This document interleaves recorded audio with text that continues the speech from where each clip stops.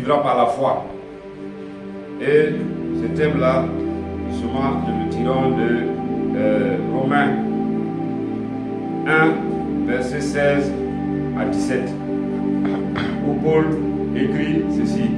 Car je n'ai point honte de l'évangile, c'est une puissance de Dieu pour le salut de quiconque croit, du juif premièrement, puis du grec. Parce qu'en lui est révélée la justice de Dieu par la foi et pour la foi. Selon qu'il est écrit, le juste vivra par la foi. Donc, voici de là où nous avons tiré le thème. Et dans Hébreux 10, verset 38, là-bas c'est plus clair. Il dit, et mon juste vivra par la foi. Mais s'il se retire, mon âme ne prend point plaisir en lui.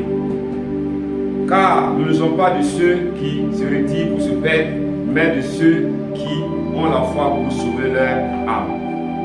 Donc, voici qui est clair. Le juste vivra par la foi. Mais s'il se retire de la foi, Dieu ne prend pas plaisir en lui. Et il peut se perdre. Voilà pourquoi on vous a toujours dit que ceux qui prêchent que si tu es sauvé pas pour toutes. Ils sont que des menteurs ou bien ils sont dans l'ignorance. Voilà Paul qui dit, si on était sauvé pas pour toutes, Paul n'allait pas dire non. Nous ne sommes pas de ceux qui se retirent pour se perdre, mais nous sommes de ceux qui persévèrent pour sauver les âmes. Donc, tu dois persévérer dans ta vie chrétienne, dans la marche de la foi. Si tu te retires, Dieu ne prend point plaisir à toi. Et si Dieu ne prend point plaisir à toi, c'est que Dieu peut te rejeter. Donc, qu'est-ce que la foi? La foi, comme je l'ai dit, tout le monde connaît la définition de la foi. Et Hébreux 11, verset 1 à 3, donne une définition de la foi. Voilà, c'est l'assurance des choses qu'on espère, une démonstration de celles qu'on n'a pas encore touchées, celles qu'on ne voit pas. Quelqu'un qui a la foi, il y a Dieu ici, il est dans l'assurance. Et il vit comme si ce qu'il n'a pas encore eu, il avait ça déjà. Il serait grand, il marche déjà comme un grand. Voilà. Donc, il marche comme s'il était déjà grand, parce que pour lui c'est clair, c'est net, c'est certain. Donc, voici un peu la définition de la foi. Mais en français facile, comme je le dis toujours, retenez que la foi, c'est la confiance en Dieu et en sa parole. Donc, et que cette confiance-là, ça doit demeurer, peu importe le temps et les circonstances. Voilà, si vous retenez cette définition, c'est plus simple, c'est plus clair. C'est avoir confiance en Dieu et en sa parole. C'est ça la foi. Et le juste, c'est qui? Le juste, dans la nouvelle alliance, c'est tous ceux qui ont donné leur vie à Jésus, qui ont son esprit en eux et qui font route vers le ciel. C'est eux les justes. Dans l'ancienne alliance, ça signifiait autre chose. Voilà. Mais dans la nouvelle alliance, le juste, c'est celui qui a reçu Jésus et qui fait partie de l'assemblée des saints, qui a en route pour le ciel. Donc, il y a un élément central et capital que chacun doit garder, c'est la foi. La foi est la base de tout. Puisque Paul va dire qu'il y a trois choses qui demeurent. Il y a la foi, il y a l'amour et puis l'espérance. Mais entre les trois, la Paul dit que c'est l'amour qui est plus grand. Mais dans la tête de Paul, c'est pas comme chez nous, parce que les gens vont dire non, l'amour est plus grand, ils fabriquent une sorte d'amour. Si tu n'as pas la foi, comment tu vas aimer? La foi, c'est confiance en Dieu. C'est parce que tu as foi en Dieu que tu gardes ses commandements. Non, la foi n'est pas plus grande que l'amour, mais c'est la foi qui te fait aller vers l'amour. Si tu n'as pas la foi, tu ne peux même pas avancer avec Dieu. Ouais, c'est par la foi qu'on doit marcher. C'est ce que nous voulons examiner ce matin. Et la parole est claire, le juste va vivre par la foi. Ça veut dire qu'il ne va pas vivre par la vue, il ne va pas vivre en fonction des circonstances. Comme j'ai dit, le juste, c'est celui qui est en route pour le ciel, mais n'est pas encore arrivé. Voilà pourquoi la parole va nous dire, s'il se retire, il sera perdu. Mais il doit persévérer pour sauver son âme. Voilà. Donc que personne ne vous séduise et que personne ne se séduise lui-même. Vous dites non que je suis devenu chrétien, voilà, mon nom est écrit dans le ciel, voilà, donc peu importe ce que je fais, je vais dans le ciel. Ça, c'est pas vrai. Voilà. Parce que tu peux te retirer de la foi. C'est pas Dieu qui te retire, mais toi-même tu peux te retirer de la foi. Donc, il y a la nécessité pour chacun de marcher, de vivre selon la foi. Voilà pourquoi vous devez chercher plus ce qui donne la foi, et c'est la parole. À travers la méditation quotidienne de la parole, vous-même, chez vous à la maison. Ensuite, en recherchant les enseignements qui viennent de Dieu. Aujourd'hui, il y a beaucoup de types d'enseignements. Si tu ne fais pas attention, ça va dégoûtant même les enseignements dans lesquels tu vas faire de la foi. Voilà, tu serais sur le bon chemin. On va te donner un enseignement qui va faire que tu vas abandonner la foi pour chercher des choses bizarres. Ouais. Comme quelqu'un qui devient chrétien et on enseigne que justement il doit être plus bien, il doit avoir plus de biens, de richesses que les gens de ce monde. Jésus n'est pas venu pour ça, il n'est pas venu pour sauver pour ça. Ouais. Donc, ces choses-là, Dieu peut nous les donner, mais Dieu nous a sauvés afin que nous témoignons de lui, afin que nous représentons sa gloire, afin que nous soyons perfectionnés jusqu'à ce qu'il vienne nous chercher. Donc, tu ne peux pas me dire que tu as la foi. Et puis, en fonction des circonstances, ta foi change, ta manière de parler change, ta manière de marcher change, ta manière de chanter change, ta manière de danser change, ta manière de servir Dieu change en fonction des circonstances. Ça veut dire que ta foi n'est pas encore solide, ou bien tu manques de foi, ou bien tu n'as pas la foi du tout. Donc, la foi, c'est la monnaie du royaume des cieux, c'est la chose la plus précieuse. C'est ceux qui ont la foi qui règne, c'est ceux qui ont la foi qui domine. Avec la foi, c'est comme si tu avais l'argent dans ce monde. Si tu veux une voiture, tu te lèves, tu vas payer. Si tu veux une maison, tu t'en vas payer. Mais si tu as la foi, tout ce qui est spirituel, tu te lèves, tu commandes. Ta famille est oppressée, il y a les démons, tu te lèves, tu parles et les choses se calment. Ouais. Tu veux faire un projet, par la foi, tu t'engages et au temps convenable, les choses se mettent en place. Celui qui a la foi, il règne, il domine. Celui qui n'a pas la foi, il est déjà mort avant même d'être enterré. Parce que tu es mort spirituellement, c'est-à-dire que comme on dit, tu vas balancer comme ça, au gré du vent, au gré de toutes sortes de doctrines. Donc, la foi, c'est quelque chose de précieux que tu dois rechercher.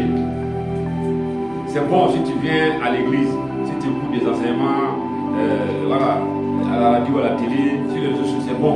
Mais si toi-même tu n'ouvres pas ta parole, la Bible, que tu as pour lire, tu auras un problème. Tu n'auras pas grandi comme il se doit.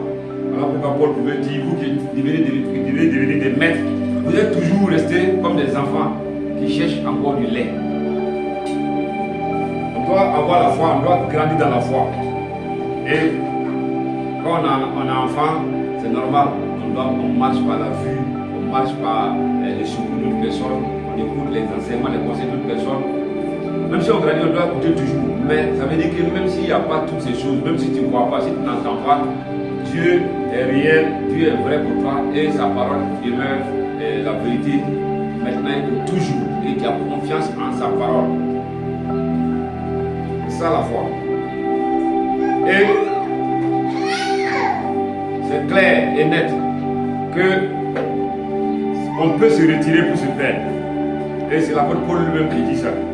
Il dit nous ne sommes pas de ceux qui se retirent pour se perdre, mais de ceux qui ont la foi pour sauver leur âme. Et Paul va dire ailleurs que lui, il court et il fait tout pour ne pas que il perd. Il se perd, il perd le bruit de la bouche et il traite durement son corps pour ne pas qu'après avoir enseigné aux autres, lui-même il soit égaré. Ceux qui disent qu'on peut pas être égaré, qu'on n'a plus rien à faire, et on est chrétien, on dort, puis on attend, quand la trompette va sonner, puis on va monter. Si la trompette sonne et que tu as abandonné la foi, tu n'es plus dans la foi, tu ne seras pas enlevé. Donc, ça doit être clair dans ta tête. Que tu dois vivre par la foi et non par la vue. Et quand on parle de foi ici, c'est toute la parole. Je dis que la foi nous a été transmise une fois pour toutes, parlant de la parole. La parole là-même, c'est la foi. C'est-à-dire que tu vis par la parole. Tu es malade. La parole dit non, que tu es guéri. Tu tu vas dire quoi? Ouais. On ne dit pas de nier la maladie, on ne dit pas de nier les symptômes, la douleur, on ne dit pas de nier les épreuves, mais de croire et de proclamer et de vivre comme si les problèmes n'existent pas, parce que c'est ça que la Bible commande. C'est ça. Ouais. Donc, c'est ça la foi.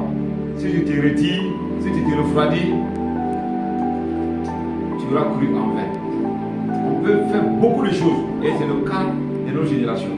Beaucoup ont bien commencé, mais il y a tellement de problèmes. Et comme je vous ai toujours dit, voilà, nous autres là, on sait qu'on va nous qualifier parmi des prophètes de malheur. J'ai toujours dit depuis que j'ai rencontré le Seigneur, la manière qu'il s'est révélé à moi, la manière que j'ai compris les Écritures, la manière qu'il a vraiment compris les Écritures, que les choses, de façon générale, ne vont jamais s'améliorer. Peu importe vos prières, peu importe les déclarations, les choses vont aller en s'empirant. Mais celui qui demeure à l'homme du Dieu très haut, qui demeure sur sa couverture, il ne sera pas atteint. Celui qui a la foi, celui qui persévère, celui qui est attaché à Dieu, lui, 1000 vont tomber à sa gauche, 10 000 vont tomber à sa droite, 10 000 à sa gauche, il ne sera pas atteint. C'est ça la parole. Si quelqu'un veut te prophétiser autre chose, il va bouffer ton argent pour rien. Alors pourquoi tu dois chaque jour faire en sorte de restaurer, de rafraîchir ta foi.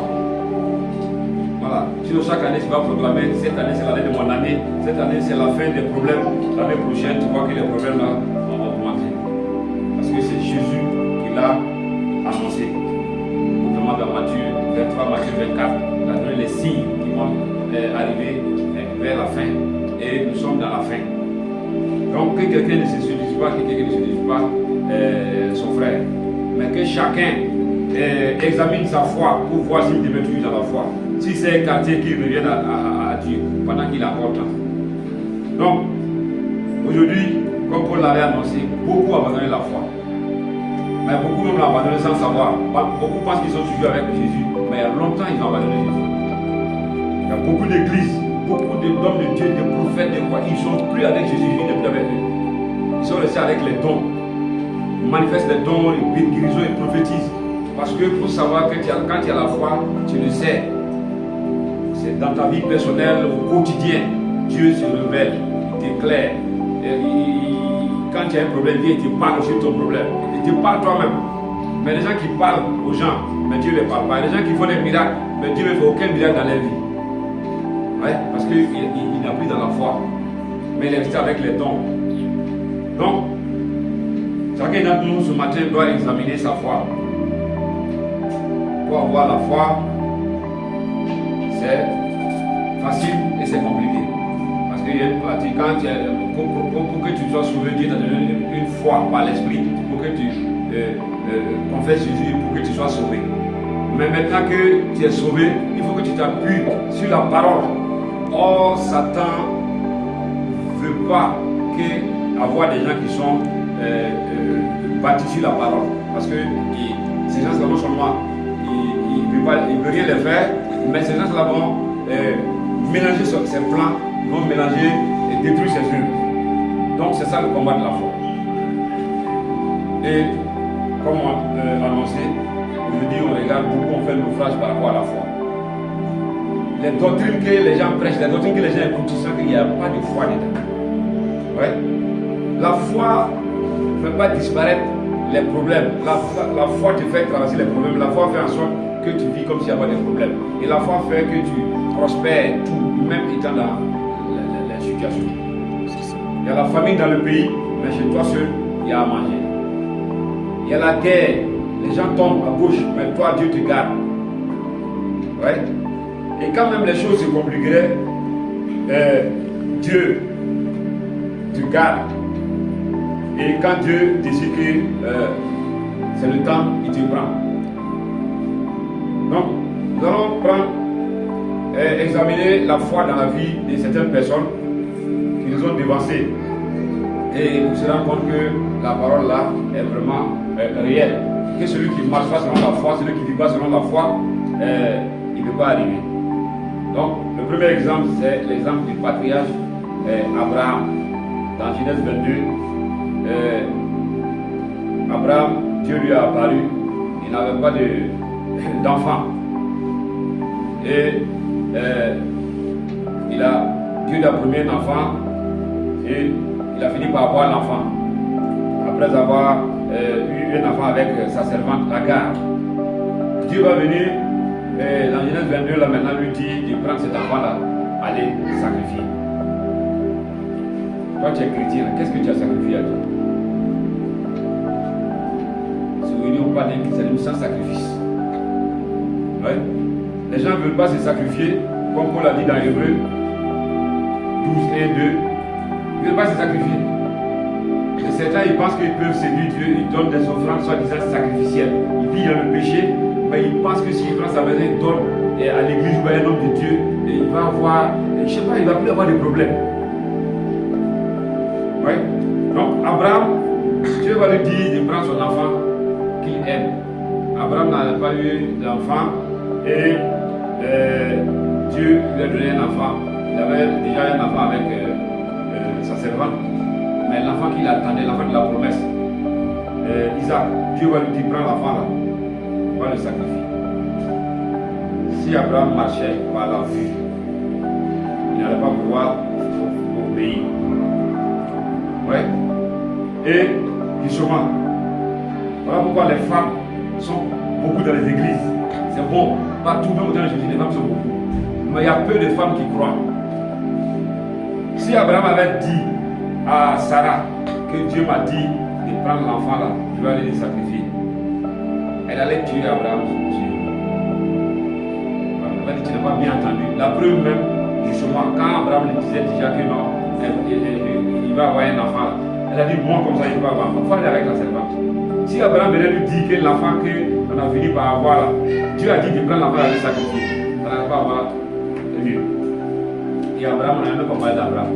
Parce que même si elle allait prendre poison, quelque part elle allait le faire, soit, voilà, en tout cas, ça n'allait pas avoir lieu. Mais Abraham, il a eu la sagesse et il n'a pas dit ça à sa femme, c'est pas tout on dit aux femmes. Si c'est pas parce que la Plango Paul dit non, il y a ni femmes, il y a ni esclaves, il y a ni juifs et autres là. Souvent quand tu regardes les femmes, tu regardes les hommes, à cause du genre, tu te demandes s'il y a deux sortes de Saint-Esprit. C'est le même Saint-Esprit, mais c'est parce que justement Dieu a fait ces choses-là. Une femme n'est pas un homme n'est pas une femme. Mais on est tous on est tous la même chose en Christ. Et Dieu fait acception des personnes.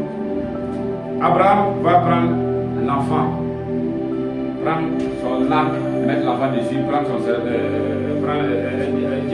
ses serviteurs de l'accompagner. Alors tu vas dire au serviteur, attends-moi ici, nous on va aller faire le sacrifice. L'enfant va lui demander, mais on s'en va faire le sacrifice là, où est l'agneau là? Abraham dit Dieu pour voir. Arrivé, il a disposé toutes choses et il regarde l'enfant. L'enfant a fini par comprendre que c'est lui le sacrifice, il a accepté. Parce que c'était une préfiguration de Jésus lui-même. Et au moment où Abraham voulait sacrifier l'enfant, comme vous connaissez l'histoire, un ange va lui parler et il va voir un mouton apparaître. Mais cette histoire va être relatée dans Hébreu.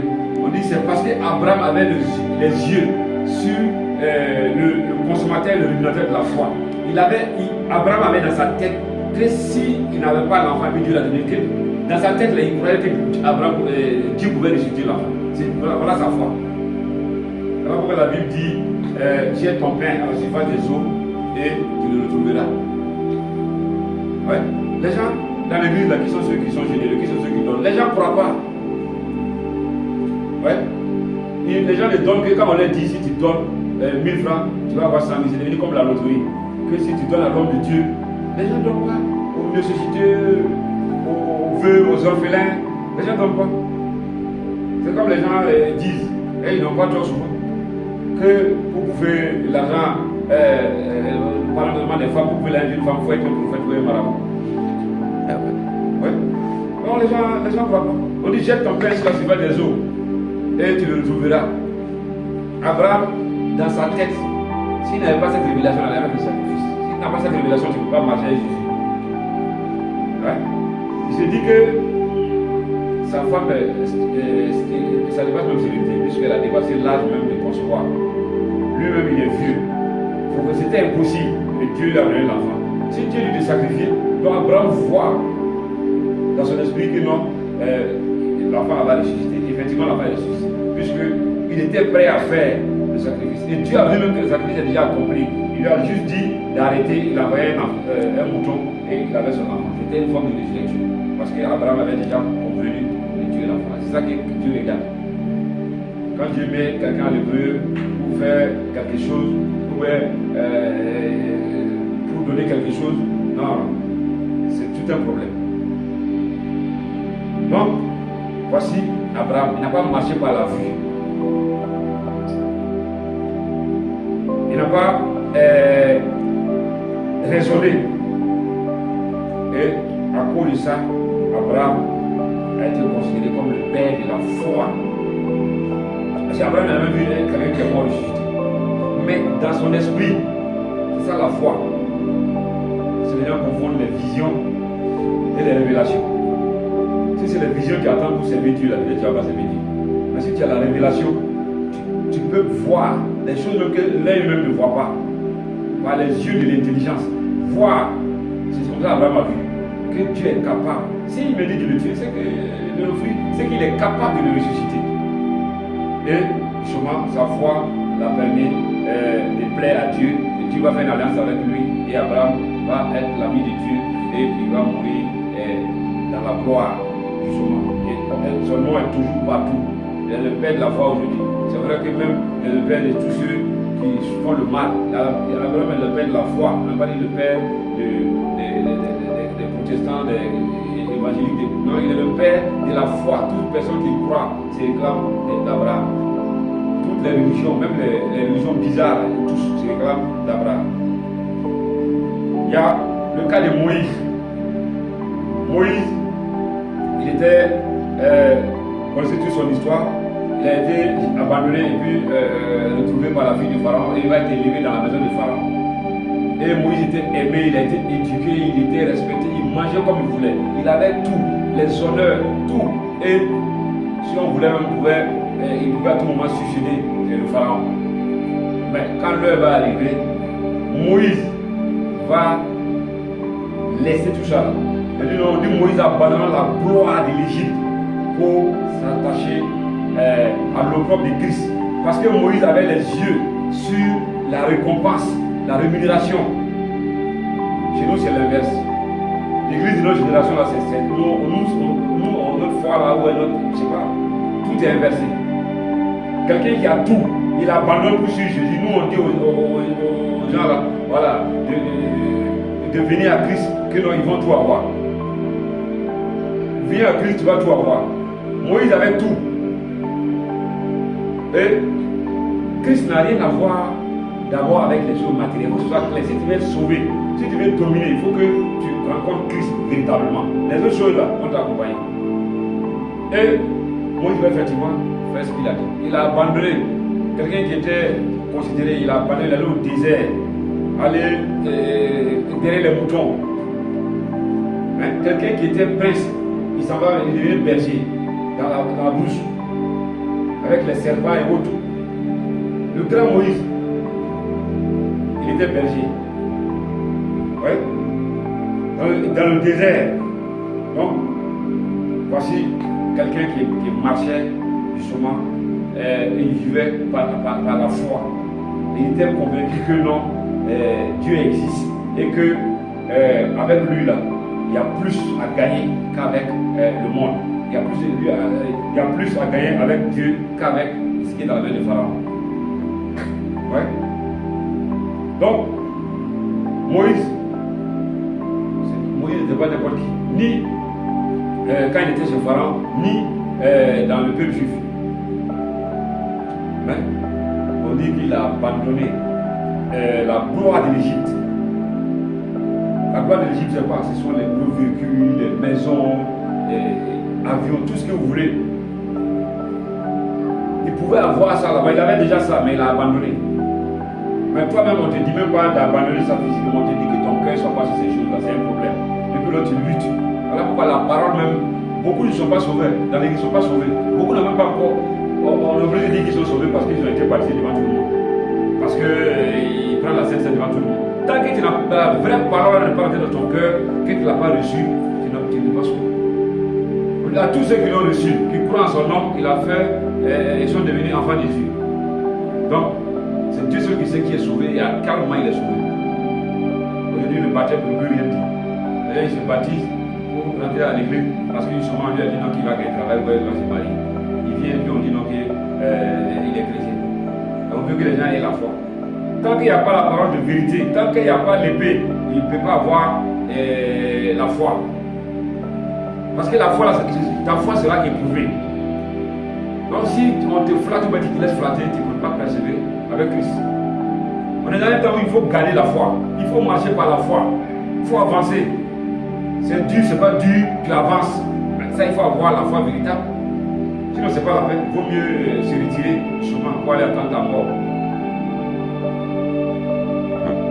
Donc, à l'apôtre Paul, également, l'exemple de l'apôtre Paul se trouve dans Philippiens 3, versets 7 à 8. Justement, c'est Paul qui a donné cette révélation dans Hébreux, comme il dit. Il dit, moi, je vivrai par la foi. Mais s'il se retire, mon âme ne prend plus plaisir avec. Parce que Paul lui-même, il a vécu par la foi, il a marché par la foi. Paul dit dans Philippiens 3, versets 7 à 8, mais ces choses qui étaient pour moi des gains, je les ai regardées comme une perte à cause de Christ. Et même je regarde toutes choses comme une perte à cause de l'excellence de la connaissance de Jésus-Christ de Nazareth, de la connaissance de Jésus-Christ mon Seigneur, pour lequel j'ai renoncé à tout. Et je les regarde comme la boue afin de gagner Christ. Alléluia. Voilà la parole. Cette parole-là, on ne la prêche plus, on ne veut pas l'entendre. Paul dit qu'il a renoncé à tout. Paul était un pharisien. Il est de la tribu de Benjamin. Il est hébreu. Il avait, avant de devenir chrétien, là, il était éduqué, respecté. Il était un docteur de la parole avant sa conversion. Il était respecté. Il dit toutes ces choses qui étaient pour moi un gain. Lui, il les a laissées afin de gagner Christ. Donc, il nous enseigne aux gens de venir. Oui, ils vont tout gagner. Ces choses-là, tu peux les avoir, c'est comme Paul. On n'est pas dans les pressions pour dire quand tu fuis Christ, c'est dans la misère. Christ peut t'élever au-delà même de ce que tu peux imaginer. C'est vrai. Parlant des choses du monde, oui, c'est ça les gens appellent l'élévation. Sinon, l'élévation n'a rien à voir avec ça. Ça fait partie de l'élévation, mais ce n'est pas ça l'élévation. Mais ces choses-là, tu les regardes comme la boue.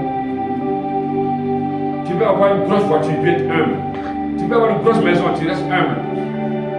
Tu peux avoir toutes sortes d'habits, mais tu restes humble.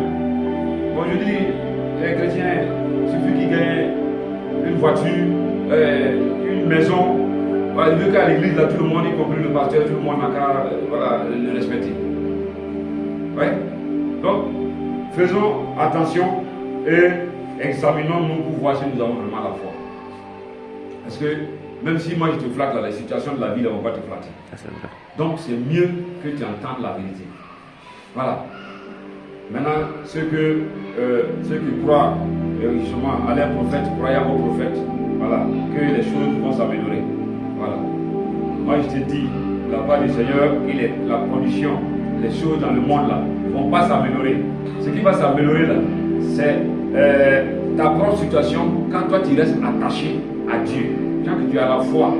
Celui qui a la foi, peu importe les circonstances qui l'entourent, qui l'environnent, il est dans la domination, dans le repos. L'exemple de Paul, ça, Abraham, Moïse, tu peux dire que c'est trop lointain, c'est dans la nouvelle alliance, c'est dans l'ancienne alliance, mais Paul, voilà, c'est après Jésus que Paul est apparu. Et voici, tout le monde sait, à moins qu'il ne soit pas chrétien, au moins qu'il ne soit pas de la vie, que Paul a allé plus loin avec Jésus, plus que tout le monde, plus que les pierres, plus que tout le monde. Lui-même va le dire. Il dit, moi, je suis le moindre de tous les apôtres, mais la grâce de Dieu a agi avec moi plus que tout le monde. Mais voici son secret. Tout ce qui était pour moi un gain, je les regarde comme la boue. Et je regarde même toutes choses comme la boue, afin de gagner Christ. C'est cette mentalité que tu dois avoir. Donc quand tu marches comme ça, Satan, il va faire tout. Quand toi-même tu seras fatigué, il va te laisser tranquille. Mais les gens, Satan ne se fatigue même pas pour les avoir. C'est là seulement, je ne sais pas, sa moto se crève, c'est fini. Il ne vient plus à l'église, il continue. C'est là, on le chasse au travail, c'est fini. Ouais. Il y a un problème avec ton mari et ta femme, c'est fini.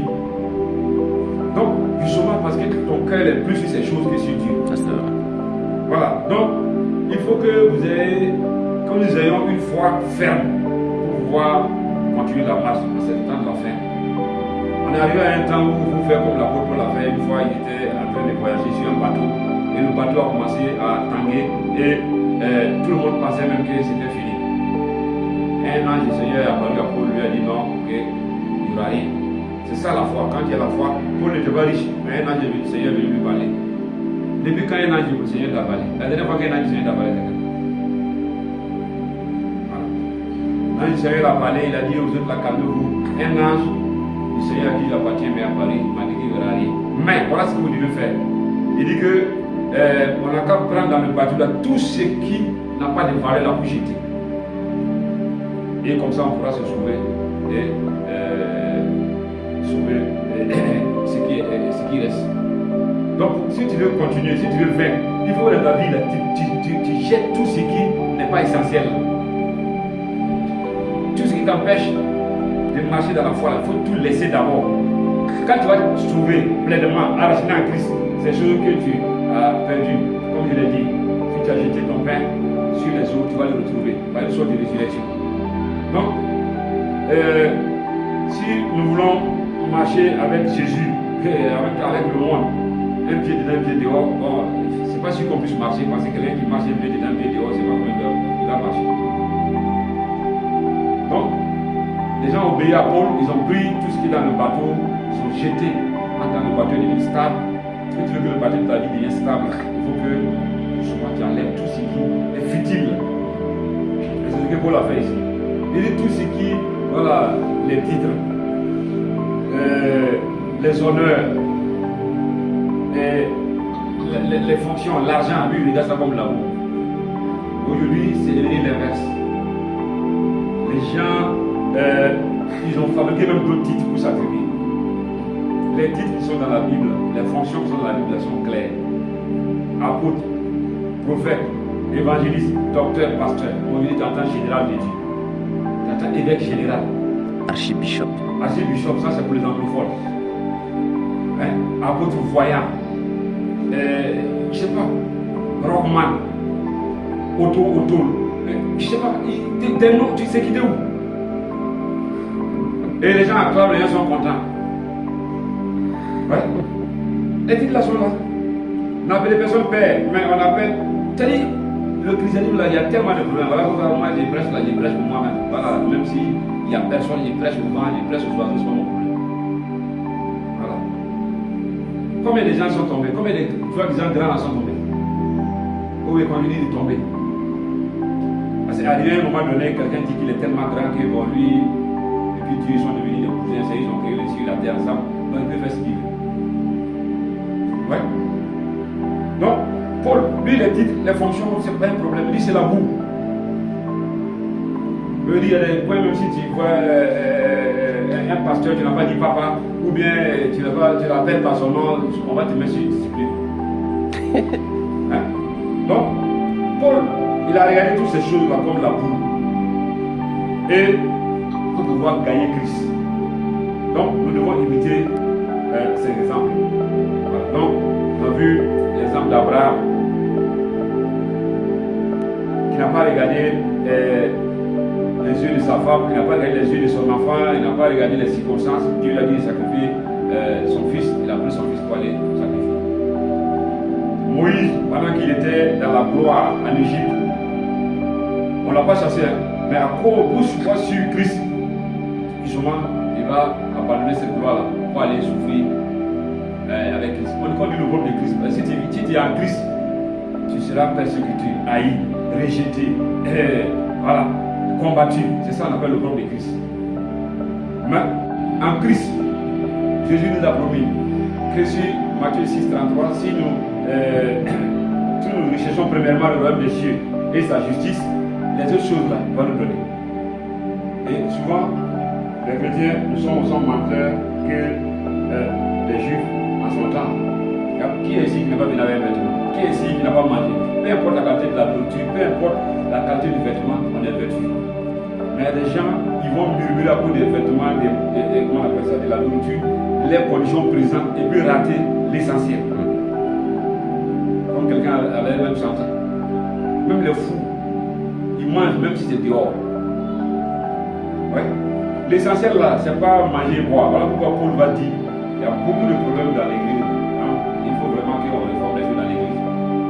Voilà pourquoi Paul a été clair. Il dit, entend les gens, Paul prêche, les gens ne comprennent pas. Paul leur dit, le rêve de ciel, ça ne consiste pas en manger et boire. C'est la paix, la joie, la domination, tout ça par le Saint-Esprit. Parce que les gens ne comprennent pas. Ce n'est pas des royaumes de Paul. Ce n'est pas le royaume de nos mains. Paul dit, si vous voulez manger, allez cultiver, allez travailler, tout le monde mange. Mais Jésus, là, son royaume, là, c'est la paix, la joie, l'amour par le Saint-Esprit. Donc, on doit suivre ce modèle. Marcher par la foi et non par la vue.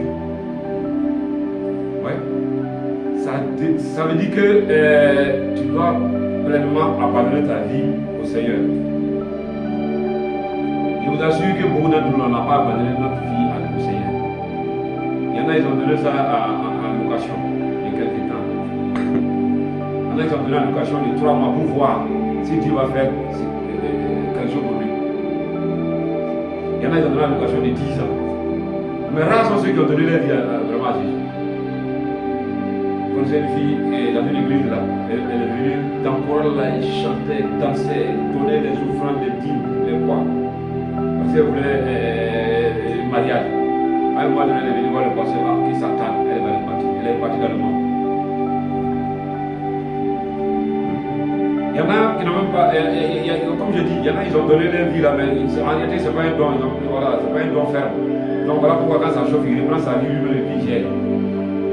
Quand il a donné sa vie à quelqu'un et puis tu pleures, tu fais comme quoi, tu veux vivre et marcher comme tu veux. Ouais. Donc je ne parle de la foi, mais cette foi-là, je parle, c'est donner sa vie vraiment à Jésus.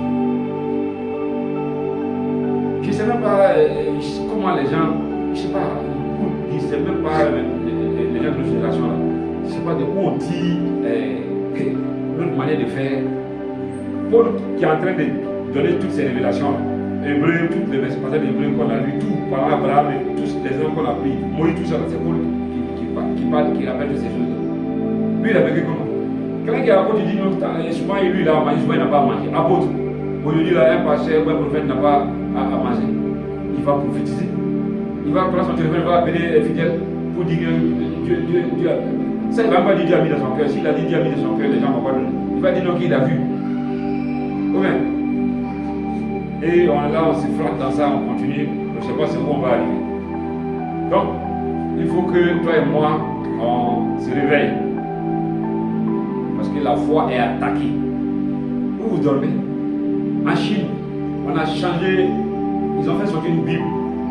Ils ont changé tout. Et les passages, on avait même que Jésus devenir un meurtrier, un assassin. En Europe, il y a beaucoup de choses dans les Bibles là, où on parle de sang, on dit dans les livres que c'est vrai les enfants. On est en train d'attaquer la foi. Dans plusieurs pays, ici il n'y a pas de persécution de chrétiens. En Inde actuellement, il y a des armées parallèles, c'est-à-dire c'est des groupes de, comment on appelle ça, c'est pas comment dire rebelles, c'est-à-dire il y a des corps, des groupes armés qui se sont constitués, ils s'y promènent pour tuer les chrétiens. Actuellement, on rentre dans la maison, tu tues. Vous êtes assis tranquille. Voilà. Et puis voilà, les gens sont là, ils ne sont pas contents, ils sont là parce que voilà, son habit là, ça a trop duré, il n'a pas gagné beaucoup. Il ne sait pas. Hein? Est-ce que vous savez à qui, dans quoi vous êtes venu? C'est pas mieux que chacun reparte suivre les coutumes de son grand-père et de sa grand-mère. Parce que si c'est Jésus que tu dois suivre, voilà, tu dois le suivre comme ça. Abraham a pris son enfant qu'il aime. Souvent c'est parce qu'Abraham aimait trop l'enfant là que Dieu lui a demandé ça. Souvent Dieu nous éprouve là. Parce que Dieu nous connaît. Toi, tu ne te connais pas. Tu ne te connais. Tu vas voir quelqu'un, il est là comme ça, simple. Il dit que Dieu va le lever, nommer ministre, je ne sais pas, un poste, où il va avoir de l'argent. Lui-même va découvrir qu'il est devenu une personne. Mais Dieu lui voyait ça déjà. Il y a les chrétiens qui sont là. Voilà. Il y en a même qui prennent déjà qu'il faut prendre, on peut prendre des femmes. Mais les gens ils sont là aujourd'hui, ils sont à l'église. Pasteur, lui qui va avoir l'argent, il va aller prendre un verset pour dire qu'on peut avoir des femmes. Dieu regarde tout ça. Dieu connaît les gens. On ne peut pas plaquer Dieu. Les gens sont là que si les gars là, il va donner à Dieu. Mais ce que tu as là, c'est pas l'argent, c'est un caillou. La veuve là, dont Jésus a parlé dans Luc là, c'est pas, elle a donné ce qu'elle a. Que non, s'il y a l'argent, je vais aller m'occuper des orphelins. Mais pour le moment, tu prends des orphelins, même tu ne les regardes pas. Et Dieu, tu vois, tu peux tromper Dieu. Oui. Donc, justement, Dieu regarde nos cœurs. Si on donne une bénédiction dans nos cœurs, pourquoi Dieu va nous refuser ça? Si il te refuse, c'est que c'est un refus selon toi, mais selon Dieu, c'est une bénédiction. C'est pas parce que Dieu t'a refusé quelque chose que Dieu t'a pas exaucé. Il t'a exaucé. Oui, mais c'est quand tu as tes enfants là, tu prends tout ce qui est mauvais de tu prends des couteaux, je sais pas, des bombes, des grenades pour tes enfants. Mais l'enfant même veut voir une grenade, il dit lui veut la grenade. Ouais. Voilà. Donc, c'est clair et net.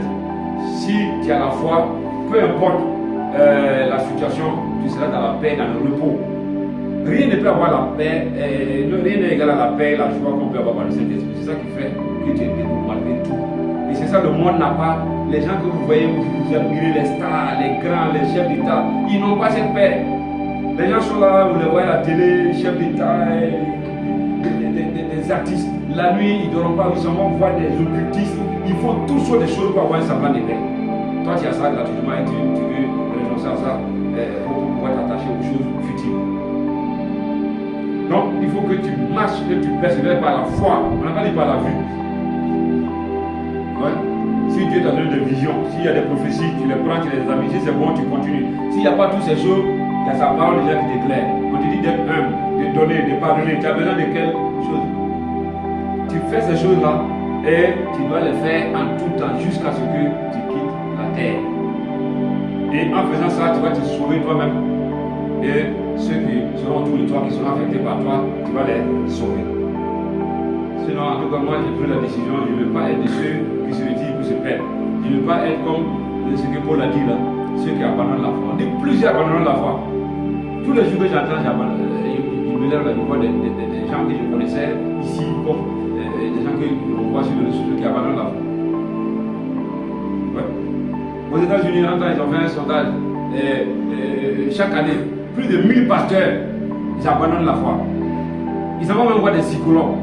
Un pasteur qui s'en va voir un païen qui est psychologue, on va le voir, vraiment je suis trop stressé, il y a trop de pression, on va lui dire non, c'est quand tu étais enfant, c'est ton grand-père qui a fait quoi, ou il y a un chat que tu as vu la nuit, c'est le chat là qui t'a traumatisé. Et on va voir un pasteur qui va aller s'asseoir devant un psychologue, va il a pété les plombs. Il n'y a pas la foi. La foi là, on ne va pas se marcher. Et on ne prie pas pour avoir la foi. Voilà. La foi est là et c'est le fait de prendre position pour la vérité, pour la parole. Il n'y a pas deux manières d'avoir la foi. Peu importe le prix que tu vas payer, ce qui est blanc est blanc, ce qui est droit est droit, ce qui est juste est juste. C'est tout. Donc, ce matin-là, c'était une invitation à vous tous et à moi-même à marcher et à vivre par la foi. Et on va terminer par ça. Dieu a dit à travers le prophète Ézéchiel, il dit, si je décide de détruire le méchant à cause de ses mauvaises œuvres, pas de ceux qui ne sont pas encore chrétiens, je décide de le détruire à cause de ses mauvaises œuvres, de sa méchanceté, et que ce dernier-là, quelqu'un ou un prophète va lui annoncer la vérité, et puis il revient de sa méchanceté, et puis il accepte de marcher droitement. Il dit, moi Dieu, je me répands de tout le mal que j'avais prévu pour faire bénédiction de vous. Donc si tu n'es pas chrétien, il faut que tu deviennes chrétien quoi dans le cas des justes. Si tu es chrétien, justement, dans le même passage là, Dieu dit, si je dis que je vais bénir un juste, parce qu'il est juste, il est agréable à mes yeux, et que j'envoie la bénédiction. Si en cours de route, le juste là, il se détourne de sa justice, moi Dieu, je vais le frapper de tous les maux dont je frappe les méchants et ceux qui se retirent. Donc la parole là c'est clair. Ici, voilà, je vous ai dit que la Bible c'est une question de révélation. Ce sont ces passages là que Paul a eu la révélation. Puisque avec Ézéchiel on voit déjà que si Dieu il dit non que tu es juste, tu es déclaré juste, je vais te bénir, je vais faire telle chose. Et que tu te retires, Dieu dit non également, lui, la bénédiction qu'il va envoyer les blocs. Et c'est ce que le diable fait, il essaie de t'embrouiller. Et moi tu marches bien. Quand tu es proche de ta bénédiction, il augmente le combat jusqu'à ce que tu abandonnes la foi et puis tu perds ce que Dieu avait prévu ou bien c'est reporté. Et tu es là, tu tournes en rond. Ouais. Donc, ne nous flammons pas et persévérons. Faisons comme Paul, voilà, comme Abraham, comme Moïse. Regardons les choses de la terre comme la boue et cherchons à gagner vraiment Christ. Cherchons à ce que nous soyons prêts quand Christ va revenir pour l'enlèvement de son église. Les autres choses là vont nous accompagner au temps voulu par le Seigneur. Et déjà même ces choses nous accompagnent. Comme je l'ai dit, il n'y a pas quelqu'un qui est ici qui n'a pas mangé, qui n'est pas vertu. Même si tu manges mal, au moins tu manges. Même si tu t'habilles mal, au moins tu t'habilles. Et si tu as la foi, tu peux être dans ces choses-là, mais tu vas venir en aide à des gens même qui sont dans les états et dans les gros véhicules. Parce que celui qui a la foi, il domine dans le monde spirituel. Voilà. Donc si tu as la foi, les gens vont venir à toi. Voilà. Donc, persévère jusqu'à la fin pour te sauver toi-même et pour sauver toute ta famille. Donc que Dieu vous bénisse. Amen. Au nom de Jésus-Christ. Amen.